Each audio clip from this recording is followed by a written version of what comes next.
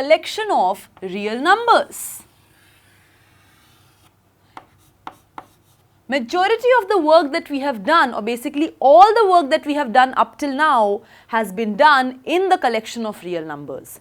Anything like -1 or say 2.795 or say 11 upon 27 or say 654, all these types of numbers including integers, rationals, irrationals, natural numbers, all of them are real numbers. But then we encountered that there are certain problems which cannot be solved with the help of real numbers in mathematics. There were certain equations which were not solvable even when so many real numbers were available. None of the real number was able to satisfy that equation. That means all equations were not solvable in the collection of all reals. Encountering such a problem, Euler helped us to get a solution of that. He introduced, or basically he incorporated, some imaginary numbers in basically the real numbers, or basically I should say that some imaginary numbers were invented and introduced in order to combat such problems. What were these imaginary numbers? Nothing but just adjoin every real number with iota and you get your imaginary numbers.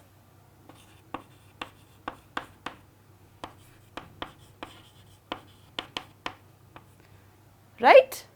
Because if small x is what stands for the representation of real numbers, iota times small x is the representation of imaginary numbers. So every imaginary number is made up with iota and a real number. So that is what imaginary numbers basically look like, but still there was a certain problem. Like I told you, there were many equations which were now solved with the help of imaginary numbers. But still there were some problems, some equations which were not solvable even with these. For example, I told you an equation like this. This equation is not solvable in the collection of all reals. In fact, none of the imaginary numbers are also able to satisfy this. That is why this basically intrigued all the scientists and mathematicians to basically increase the set even more. Having increased from the real numbers to imaginary numbers did not suffice the solving of all the problems.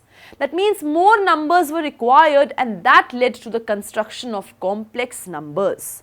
Complex numbers were nothing but the sum of real and imaginary numbers, and so in the set of imaginary numbers, I should say, some more complex advanced numbers were adjoined that were basically something like, -1 plus 2 iota, or 7 minus 9 iota, or I should say 11 by 5 plus 3.5 iota, or I should say 68 plus 71 iota. So these type of numbers were adjoined and the set was made even larger. This set was known as the set of complex numbers.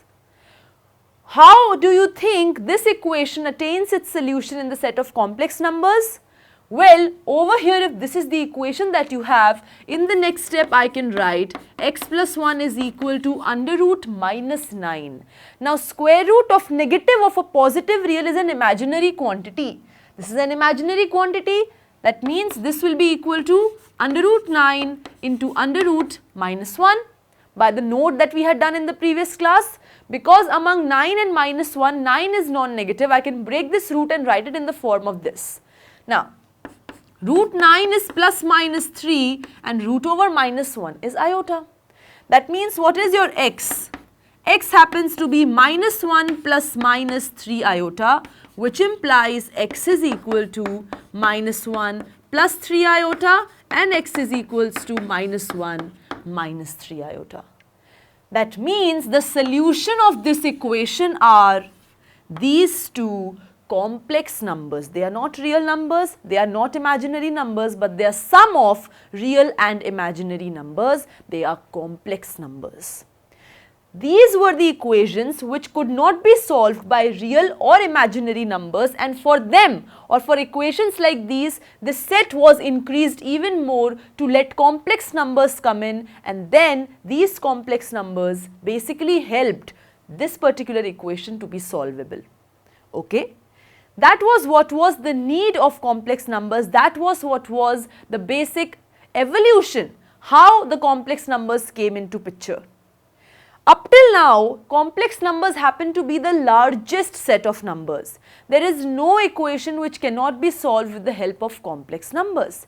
And so, till now, this set has not been increased further, because all the problems up till now are being solved with the help of complex numbers, right? If there exists some problem in future, then maybe we may extend this particular set as well by adjoining some more elements inside this set of complex numbers. Till now, this happens to be the largest set which we are going to study in detail now on. So, once we have understood all of this, we formally led to the definition of complex numbers, and we realized that every complex number is denoted by small z, and it is nothing but the sum of real and imaginary numbers. You just take a real number, add to it an imaginary number, and you get your complex numbers. That's how complex numbers are. Any number which looks like this is a complex number.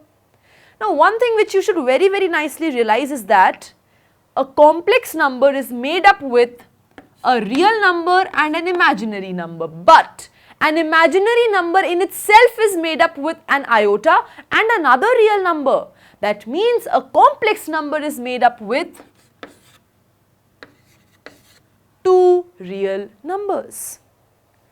One real number, another real number and an iota. A complex number is made up with two real numbers and an iota. That means if I give you two real numbers and an iota, can you form the complex number? Well, suppose I give you 2 and 3, iota you know you already are going to have. If I give you just two real numbers, in your mind you know there is iota already present. Can you from this make a unique complex number? We discovered that no. I can say, I can make 2 sit like this and 3 adjoin with iota to give me the complex number, say Z1. Or I can say 3 plus 2 iota to give me the complex number Z2. That means with the help of two real numbers, I cannot construct a unique complex number. That means not just a complex number is made up with two real numbers, because over here I can say Z1 is made up with 2 and 3, Z2 is also made up with 2 and 3, right? So, made up with 2 and 3, Z1 and Z2 are made up with 2 and 3. That means when I say that I am giving you two real numbers, I cannot come up with a unique complex number. So, what is it which is going to allow me to come up with a unique complex number made up with 2 and 3? The point is, where is 2 sitting and where is 3 sitting in the complex number? If 2 is sitting alone and 3 is adjoined with iota, or 3 is sitting alone and 2 is adjoined with iota.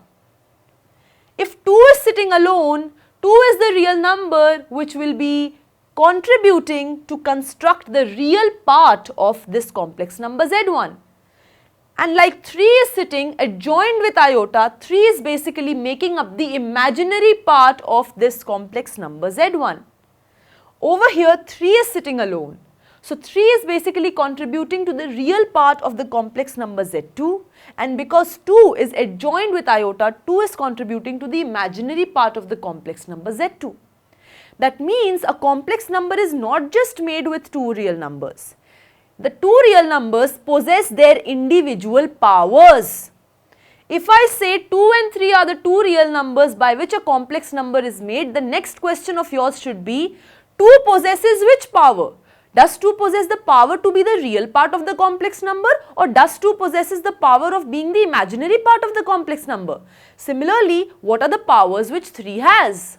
Suppose I tell you that I give you two real numbers 2 and 3 such that the real number 2 possesses the power of being the real part of the complex number, and 3 possesses the power of being the imaginary part of the complex number. The moment I tell you this, you are in a position to come up with a unique complex number. Now the complex number which you are going to make will not just be made with 2 and 3, but because you know 2 possesses the qualification, in short, 2 possesses the power of being the real part of the complex number, and 3 basically is qualified to become the imaginary part of the complex number. That means this complex number can never be made once you know all of this. Because 2 does not possess the power of being the imaginary part, so how can I keep 2 here? 3 does not possess the power of being the real part, so how can I keep 3 over here? That means the only complex number which you are going to make will be this. And so, in short, if I just summarize what I wish to say is that any complex number is made up with 2 real numbers, wherein those 2 real numbers are not just any randomly selected real numbers, but in fact, the moment those 2 real numbers are selected, each real number among these 2 real numbers possesses their own power. One real number possesses the power of being the real part of the complex number, another real number possesses the power of being the imaginary part of the complex number. The real number which possesses the power to be the real part sits alone in the complex number, and the real number which possesses the power of being the imaginary part adjoins with iota and then sit in the complex number. When these two get added, you get your complex number. And so, if you know the real part and the imaginary part of a complex number, you can construct your complex number. Because when I am saying that you know the real part and imaginary part of the complex number, that means you know 2 real numbers, and with those 2 real numbers you also know which real number is the real part and which real number is the imaginary part. The moment you know this, you are in a position to form your complex number. Okay?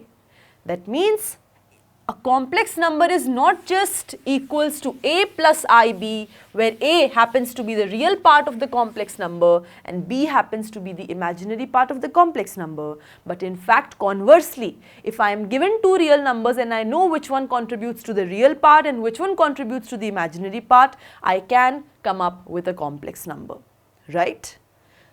The next definitions which are going to come in the league are purely real and purely imaginary complex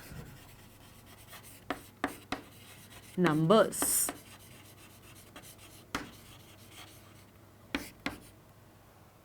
Right? What is the meaning of purely real complex number? Let's see. Let z equals a plus ib be any complex number.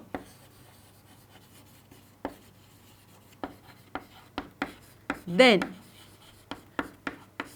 if a is equal to 0, the real number which a is 0. That is, what is a? Real part of the complex number z is 0. Then, complex number is called purely imaginary.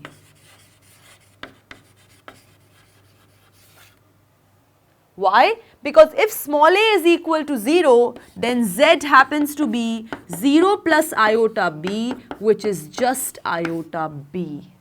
And I know these are basically the representations of imaginary numbers. So, if the real part of the complex number z happens to be 0, the real number which sits alone in the complex number is 0, then z is just equal to an imaginary number, iota times b, and therefore such complex numbers are called purely imaginary complex numbers. That means any imaginary number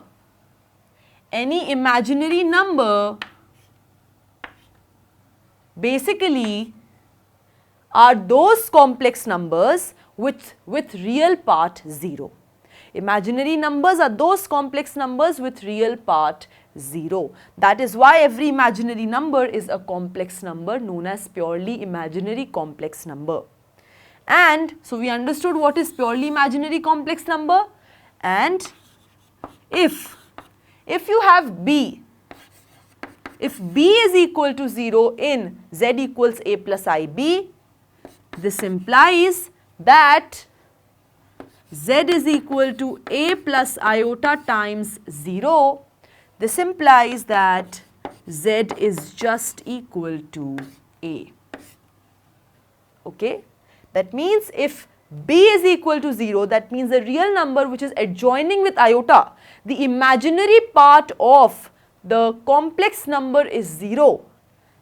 That is, when the imaginary part of the complex number given by B is 0, then it's called a purely real complex number. Because then Z is just equal to a real number, there is no imaginary part. Imaginary part vanishes, it becomes 0, and therefore Z just turns out to be a real number. And that is why such complex numbers with imaginary part 0 are known as purely real complex numbers. That is why, because every real number can be written as that real number plus iota times 0, therefore every real number is a complex number with imaginary part 0. That means every real number is a purely real complex number.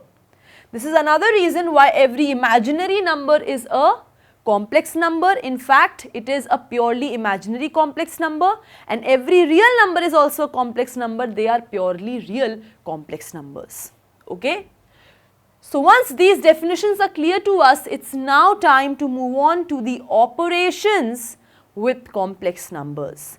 Why? Because just like when we studied real numbers, we studied several of operations to bind them together to form new real numbers. In a similar fashion, now that we are studying new types of numbers, which are the complex numbers, which are nothing but the addition of real and imaginary numbers, we have been introduced to this new space, new set of numbers. So definitely it is a curiosity and a duty as well to be able to learning all the operations which are able to bind these complex numbers to create new complex numbers. So let's see the operations which are valid in the collection of all reals. The same operations are valid in the collection of all complex numbers or not, and if they are valid, how are they defined? Okay? So let us very first thing talk about equality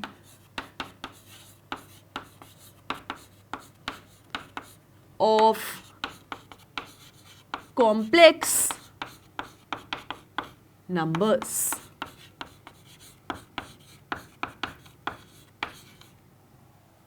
Right? Let's talk about this. I am saying that let Z1 equals A1 plus iota times B1 and Z2 is A2 plus iota times B2 be any two complex numbers.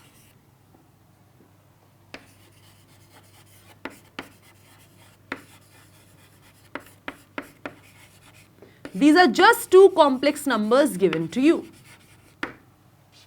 When can you say that two complex numbers are equal?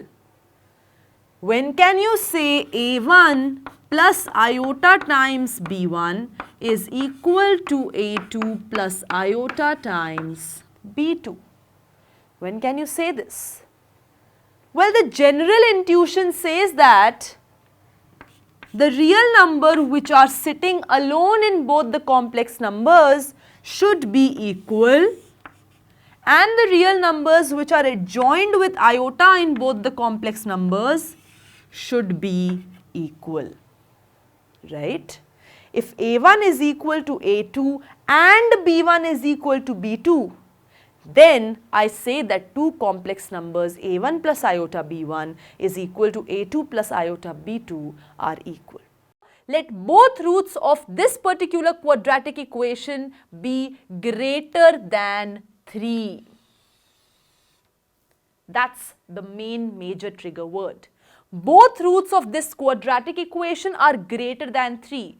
Now the thing which is right now popping inside my brain is that I have learned something about what are the conditions when two roots of a quadratic equation are greater than k, isn't it? Let's polish that concept and then get back to the question in order to tackle it. Well,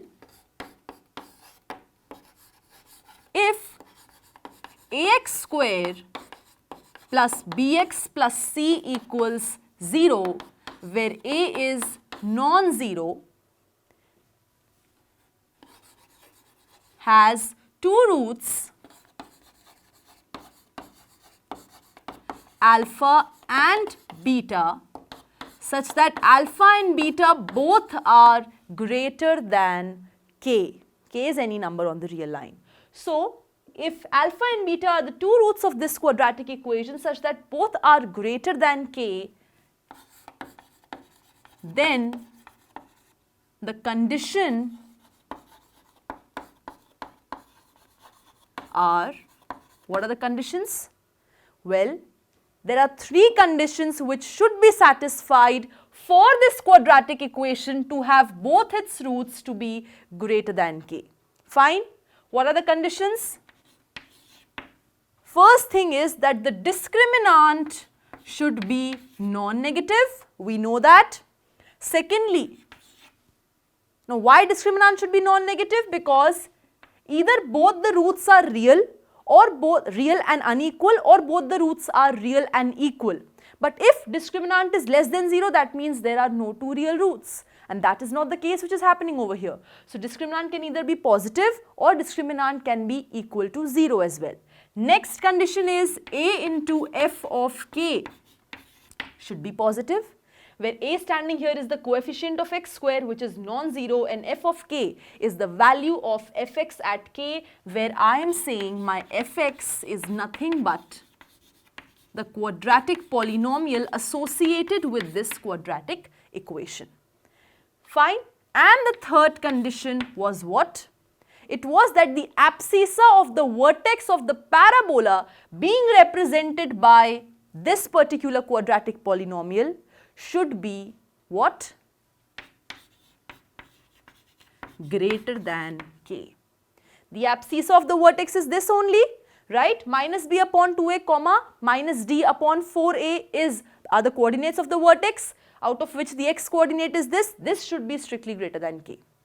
Only and only when these three conditions simultaneously are getting satisfied can I say that the two roots alpha and beta of this quadratic equation are greater than k. Fine. So these are the three conditions which should be satisfied regarding this quadratic equation. In our question we are given this type of a quadratic equation. Let's copy that down. It is x square minus 6ax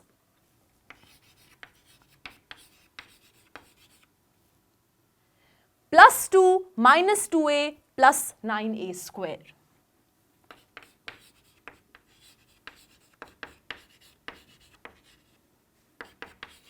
This is my fx, and I have considered fx equals 0. Fine. This is my quadratic equation. What is my a? A is 1 over here. If I compare it to the general quadratic equation ax square plus bx plus c, this is 1x square. Fine. B is what? Minus 6a. And what is my c? That's the constant term. 2 minus 2a plus 9a square. Fine.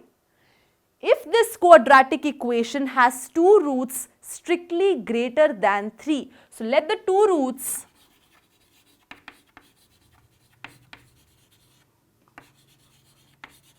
be alpha and beta. So either these two roots are equal to each other, right, or they are unequal to each other. In any case, one thing is evident, because a is strictly positive. A is strictly positive, the parabola which will be represented by this particular polynomial will be opening upwards, right?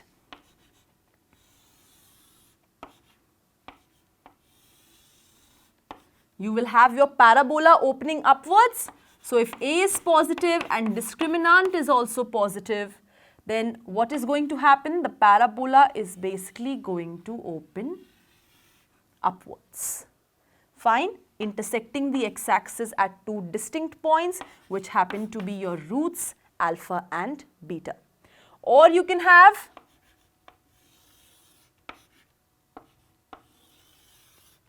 a scenario in which A is positive but discriminant is 0. Again the parabola opens upwards, but this time alpha is equal to beta, right? This is nothing but ax square plus bx plus c, and this is also ax square plus bx plus c, where a is 1, b is minus 6a, and c is your 2 minus 2a plus 9a square.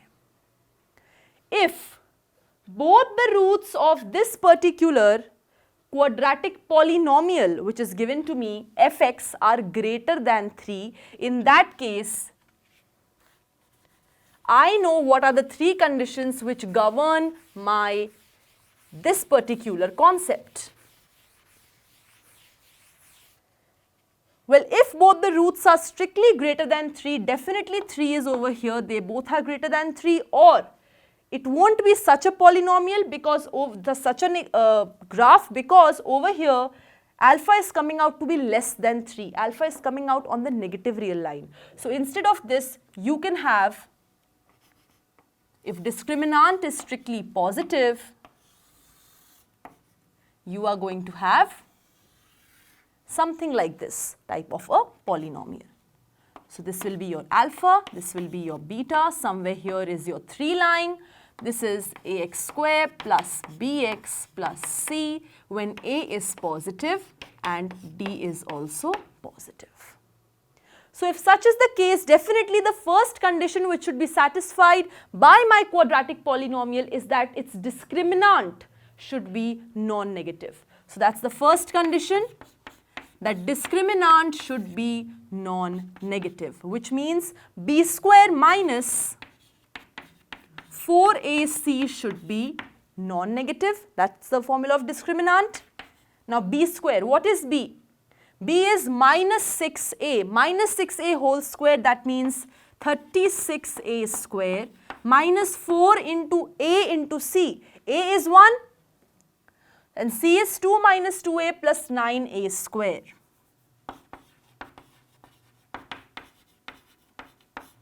This has to be non-negative, which implies 36a square minus 8 plus 8a minus 36a square, isn't it? This is minus 8, then you have plus 8a minus 36a square. This 36a square, this 36a square, they get cancelled. You are left with 8a minus 8 is non-negative, which implies 8. A minus 1 is non-negative. So for 8 into something to be non-negative, definitely that something also has to be non-negative, right? Because 8 is already positive. So 8 into anything negative will give you negative, but the answer is non-negative. So 8 into something is giving you non-negative, means this thing has to be non-negative, which implies a minus 1 has to be non-negative, or a has to be greater than or equal to 1. So the first condition which is going to permit this particular quadratic equation to have both its roots to be greater than 3 is that first of all a has to be greater than or equal to 1. And there is something more which should be holding. What is that something more which should be holding? That will be given by the second very condition, which is a into f of k has to be greater than 0. Fine. So, if both the roots are greater than 3, definitely a into f of k has to be, it will be greater than 0. What is a? A was 1. A was 1. So, f of k, where k is 3, has to be greater than 0. What is f of 3? So, if f of x is x square minus 6ax plus 2 minus 2a plus 9a square, therefore, f of 3 will be 9 minus 18a plus 2 minus 2a plus 9a square, right? This leaves you with 9a square. Then you have minus 18 minus 2, which is minus 20a plus 11, right? If you try to break it up, what are you going to get? This is how you're going to break the middle term as minus 9a minus 11a happens to be minus 20a, and when you take the product you get 99. So, over here take out 9a common, you're left with a minus 1 minus 11 a minus 1. This gives you what? 9a minus 11 and a minus 1. So, f of 3 is coming out to be broken up into two distinct factors, 9a minus 11 and a minus 1. If you want f of 3 to be positive, if f of 3 is positive, that means this is positive, right? Product of these two things is positive. How do we basically try to get the range of a for which this product is going to be positive? Well, we go and plot the number line. Infinity, this is minus infinity. What are the two important points which are being denoted over here? A equals 1 and a equals 11 by 9, which is greater than 1. Fine? So, this is what you have. Now, if you plug in the values of a which are less than 1, values which are less than 1, that is going to give you what? What is that going to give you? If you plug in the values less than 1, this factor will be negative. Plug in the values less than 1, they will automatically be less than 11 by 9. So, this factor is going to give you negative answer. Negative into negative makes it positive. If you plug in values which are greater than 1 but less than 11 by 9 over here, if a belongs to such a range, what is going to happen is plugging in a value which is greater than 1 is going to make this factor deliver you with a positive answer, but this is going to deliver still a negative answer. So, positive into negative is negative, and then if you take any value greater than 11 by 9, this is positive, so the product is positive, right? And therefore, we have obtained for which a's on the real line is this factor coming out to be positive. So, for a is equal to, or a is belonging to the range of minus infinity to open 1 and a is belonging to the range of 11 by 9 comma infinity.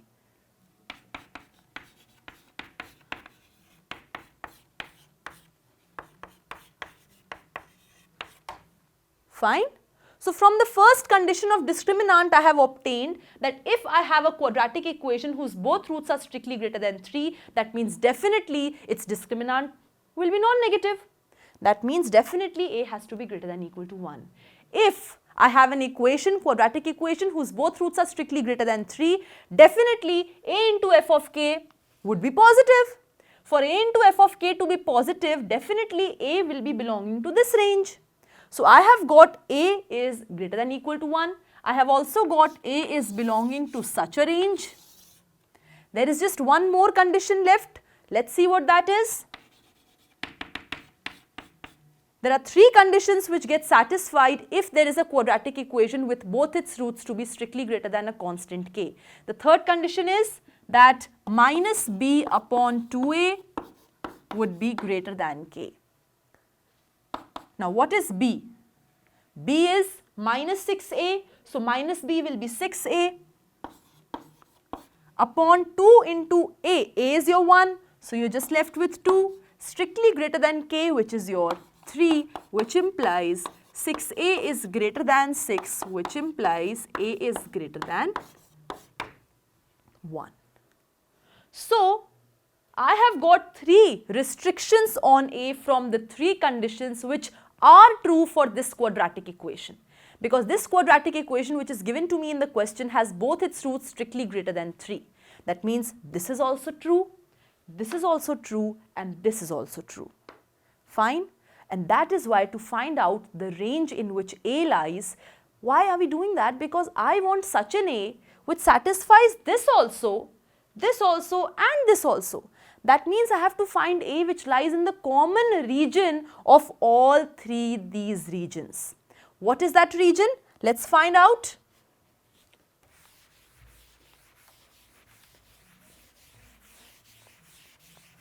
So I have, if I talk about the number line, this is my 1 and this is suppose 11 by 9. Fine? First condition says A has to be greater than or equal to 1. So it can be either 1 or greater than 1. 1 is included. Either 1 or greater than 1. This is the range of A's which is coming from the first condition. Second condition says A belongs to minus infinity, comma 1, 1 open, 11 by 9, comma infinity, where 11 by 9 is open. So, minus infinity to 1. 1 is excluded, and 11 by 9 again excluded to infinity. So this range and this range is the range given by the next A. Fine? The third A's range we have is A is strictly greater than 1. That means what? I can alternatively write it as A belongs to 1 comma infinity. It's strictly greater than 1. So, this is what I have from the third very answer of A. So, what is the common region? You can definitely see that this region is the common region. That means those A's for which discriminant will be non-negative, A into f of k will be positive, minus b upon 2a will be greater than k. Which A's are there? The A's are these A's. Therefore, the appropriate range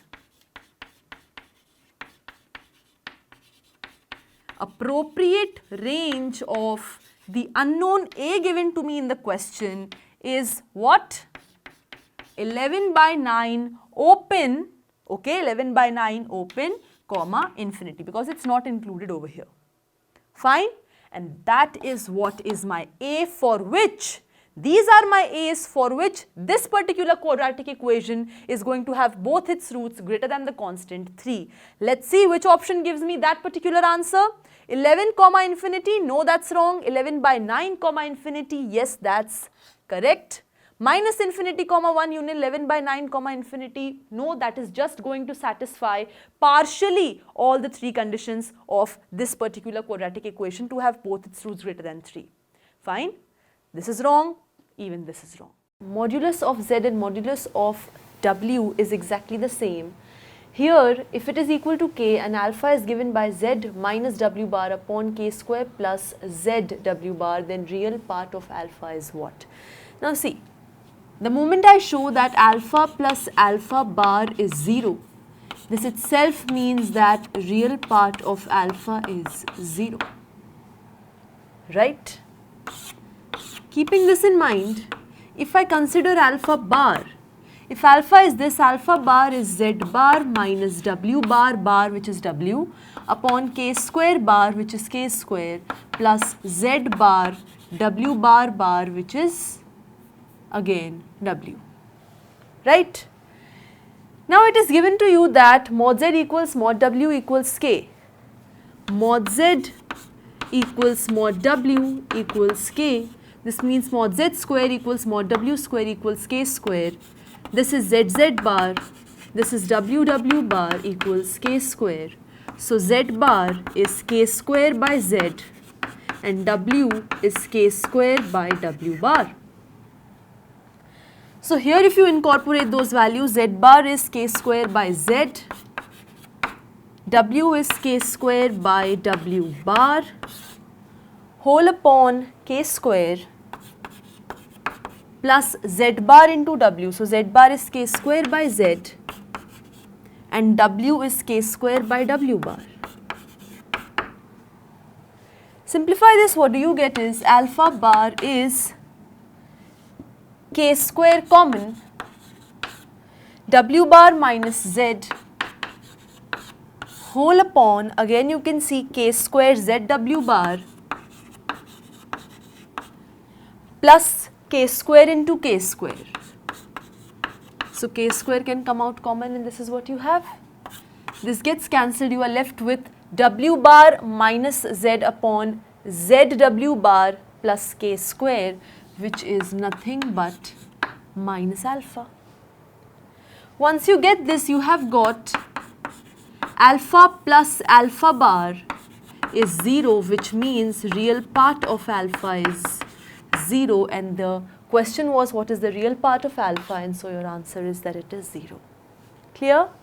Moving on to the next question, we have if Z1 or Z and Z2 are Z1 itself are non-zero complex numbers such that mod Z1 equals mod Z2 equals mod of Z1 plus Z2, then Z1 by Z2 can be what all values among these? See, now over here you need to very clearly understand that mod of Z1 by Z2 is actually equal to mod Z1 upon mod Z2. So if you are given this means mod of Z1 by Z2 is actually 1. And you are also given this, that means mod of Z1 plus Z2 upon mod Z2 is 1. This can be written as whole mod of Z1 by Z2 plus Z2 by Z2, that is 1. So what do you mean by this equals this, which is equal to 1? That means I can write this as Z1 by Z2 minus 0 plus 0 iota equals Z1 by Z2 minus 1 plus 0 iota, and this is equal to 1.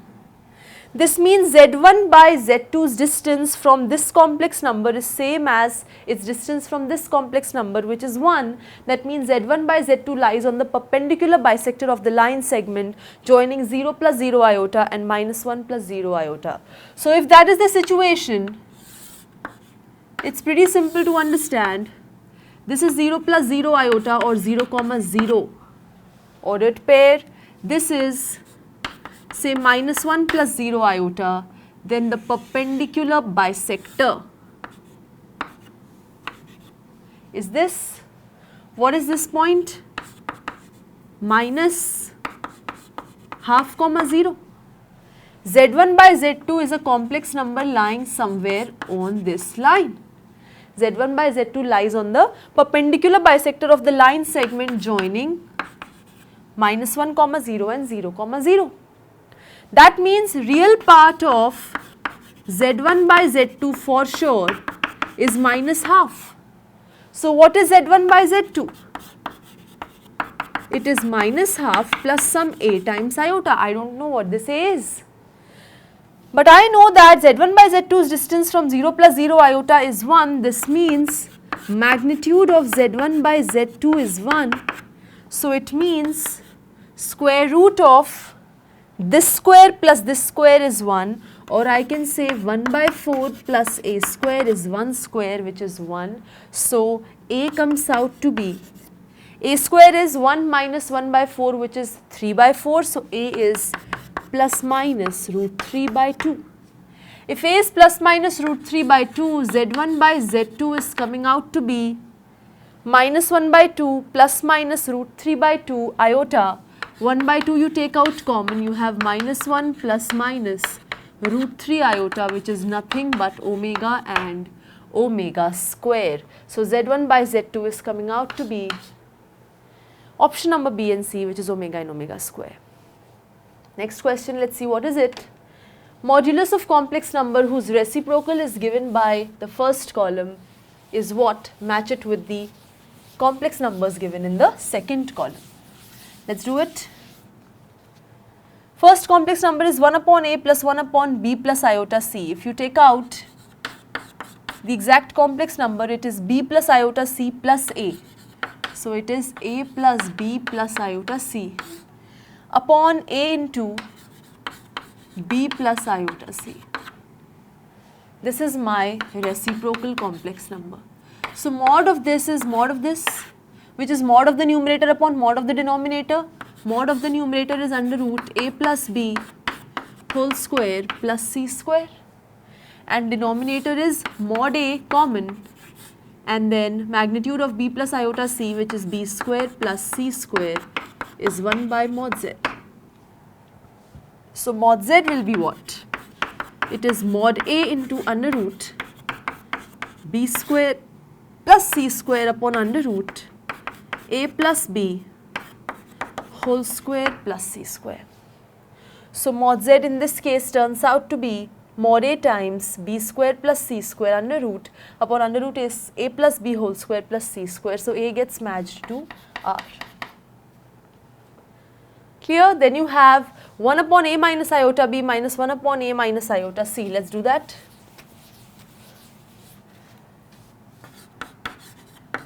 It is a minus iota c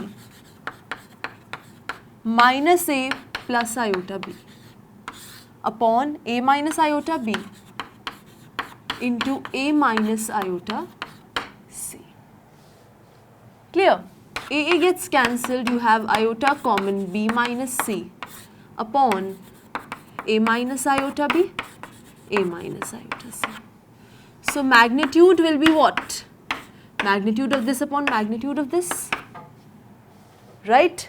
Mod of iota is 1, so this just becomes mod of b minus c upon under root a square plus b square into under root a square plus c square. So you basically get mod z equals to reciprocal of this, which is under root a square plus b square into under root a square plus c square upon mod of b minus c. So b gets matched to p. After this, what is it that you have? Let's see. You have a minus iota c plus a minus iota b, right? So you basically have a minus iota c plus a minus iota b upon a minus iota b into a minus iota c. So you have what? A plus a is 2a minus or plus iota, or let me take it minus iota times b plus c. Why? Because it is minus iota b minus iota c whole upon a minus iota b, a minus iota c. When you take the mod, you basically get under root 4a square plus b plus c whole square whole upon under root a square plus b square into under root a square plus c square, right? So over here, if you try to understand from here, what I can do is, if you see r, yes, so r and q have already been taken. I am left with what? This is p. So r and p have already been taken. I am left with q and s. If you try to understand what is this particular point trying to say, it is a small correction. Here it will be b upon a plus iota b plus c upon a minus iota c. Now if you try to decode the correct option, what would that become? It will be 1 by z means ab minus iota bc plus ac plus iota bc whole upon a plus iota b into a minus iota c. This gets cancelled, you are left with a times b plus c upon a plus iota b into a minus iota c. This is 1 by z. So the magnitude will be magnitude of this upon magnitude of this, which will be what? Magnitude of a, magnitude of b plus c upon under root a square plus b square into under root a square plus c square. So if you see, S happens to be the correct option for this, so C gets matched to basically S. Last is 1 upon a plus iota b plus iota c. So 1 upon a plus iota times b plus c, this is very easy. This is 1 upon under root a square plus b plus c whole square.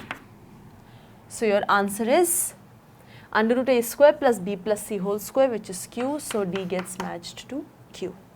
Moving on to the next, we have if the equations this and this have a common root, then which among these is the correct option? Okay, so alpha is suppose the common root, okay. So alpha will satisfy this and this, so you have alpha square plus b alpha plus c is 0, and you also have b alpha square plus c alpha plus 1 is 0. Just multiply this by b, the entire first equation by b. What do you get? So you initially had alpha square plus b alpha plus c is 0. You multiplied it by b throughout and then perform this subtraction. You basically get this getting cancelled. You have b square alpha minus c alpha. So it is b square minus c plus bc minus 1 equals 0. So alpha turns out to be 1 minus bc upon b square minus c. When you plug this value of alpha in here, you basically get 1 minus bc whole square upon b square minus c whole square, this is alpha square, plus b into alpha plus c is 0. Okay? Now next what do you get is, once you have this being satisfied, when you eventually solve this out, you get 1 plus b plus c. After that you have bc plus b plus c, 1 plus b plus c, bc square plus b square plus c square, minus bc minus b minus c equals 0. Clear?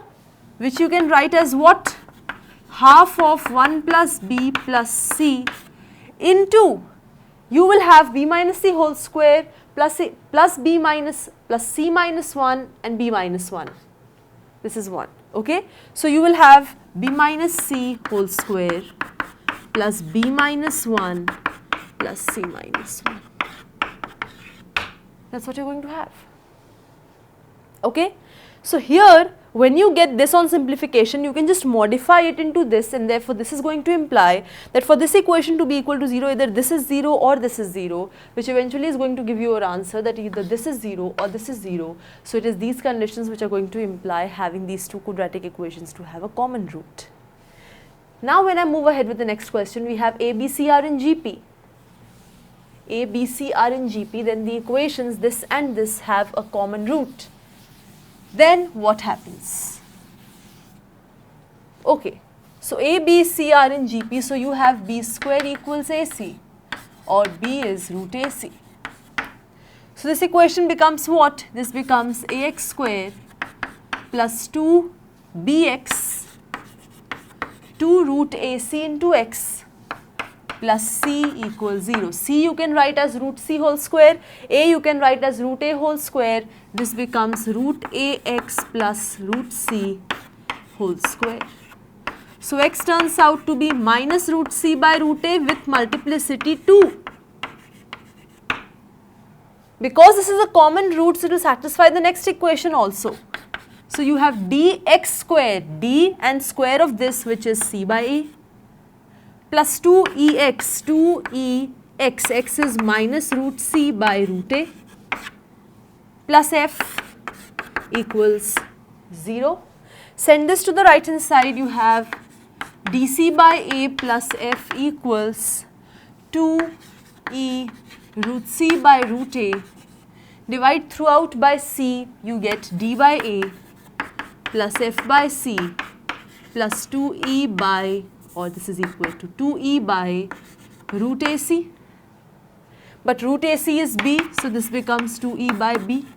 So you are getting twice of e by b is d by a plus f by c, which means d by a plus d by a, e by b and f by c are in AP. So you are getting d by a, e by b, f by c are